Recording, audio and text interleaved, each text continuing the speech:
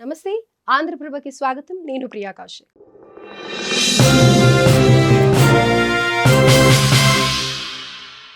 Iran Israel war. Israel iron dome వైఫల్యం. Iran మిజైళ్లను అడ్డుకోలేకపోతుందా? రంగంలోకి Israel మెరుపు కవచం. ఇజ్రాయెల్ ఇరాన్ మధ్య యుద్ధం తీవ్ర రూపాన్ని దాల్చుతుంది. ఇరు దేశాల క్షిపణులు, మిజైళ్లు, డ్రోన్లతో దాడులు, ప్రతి దాడులతో విరుచుకుపడుతున్నాయి. అయితే ఇరాన్ క్షిపణి దాడులను ఇజ్రాయెల్ అడ్డుకోలేకపోతుందని తెలుస్తోంది. దీనికి కారణం ఇజ్రాయెల్ వైమానిక రక్షణ వ్యవస్థలు విఫలం కావడమేనా? ప్రస్తుతం అందరిలోనూ ఇదే ప్రశ్న.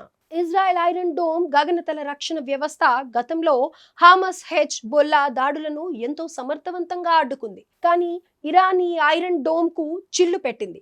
గతంలో ఉగ్రవాదులు ప్రయోగించిన వందలాది రాకెట్లను గాల్లోనే పేల్చేసిన ఈ సిస్టమ్ ఇప్పుడు వీక్ అయినట్లు తెలుస్తోంది.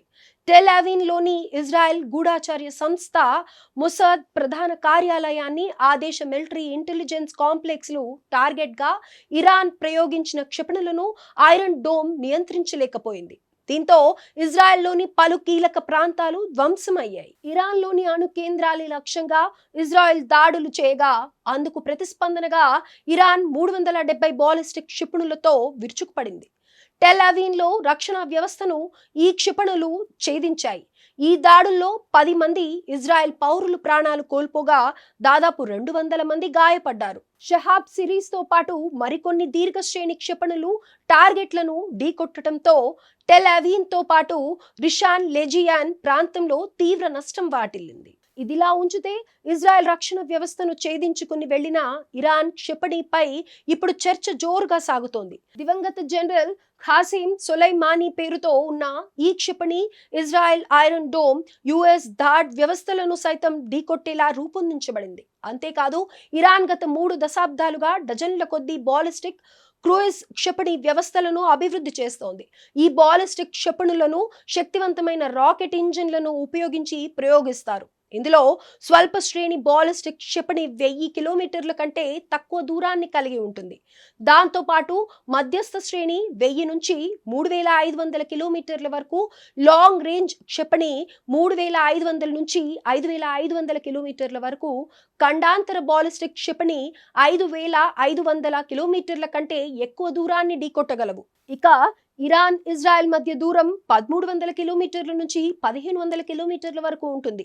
ఈ నేపథ్యంలో మాక్ 5 వేగంతో ప్రయాణించే ఈ క్షిపణి ధ్వని వేగం కంటే 5 రెట్లు ఎక్కువ ఉంటుంది. అంటే దాదాపు 12 నిమిషాల్లో నిర్దేశించిన లక్ష్యాలను ఖచ్చితంగా ఛేదించగల సామర్థ్యాన్ని కలిగి ఉంటుంది. ఈ నేపథ్యంలో ఇజ్రాయెల్ మరో అధునాతన రక్షణ వ్యవస్థను రంగంలోకి దించింది. అదే మెరుపు కవచం. బరాక్ మేఘన్ అనే పిలిచే సరికొత్త రక్షణ వ్యవస్థకు ఇజ్రాయెల్ పని చెప్పింది. మధ్యధార సముద్ర తీరంలో దీన్ని మోహరించింది ఇజ్రాయెల్. ఇది ఇజ్రాయెల్ అధునాతన navy defence system Barak MX క్షిపణి రక్షణ వ్యవస్థకు సరికొత్త రూపం అని చెప్పొచ్చు. డ్రోన్లు, క్రూయిజ్ మరియు బాలిస్టిక్ క్షిపణులు అటాక్స్ నుంచి తమ యుద్ధ నౌకలను రక్షించుకునేందుకు ఇజ్రాయెల్ ఈ సిస్టమ్ రూపొందించింది. అత్యాధునిక సార్ 6 యుద్ధ నౌకలకు రక్షణగా ఈ వ్యవస్థను ప్రస్తుతం ఉపయోగిస్తోంది.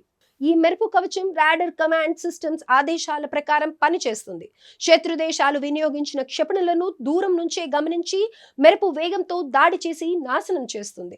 360 డిగ్రీల కోణంలో ఒకేసారి పలు లక్ష్యాలను ఛేదించడంతో పాటు స్వల్ప శ్రేణి, మధ్య శ్రేణి, సుదూర లక్ష్యాలను కూడా బరాక్ మేఘన్ ఛేదించగలదు. అంతేకాకుండా ఒకే లాంచర్ నుంచి అన్ని రకాల క్షిపణులను ప్రయోగించే వీలు ఉండటం దీని ప్రత్యేకత.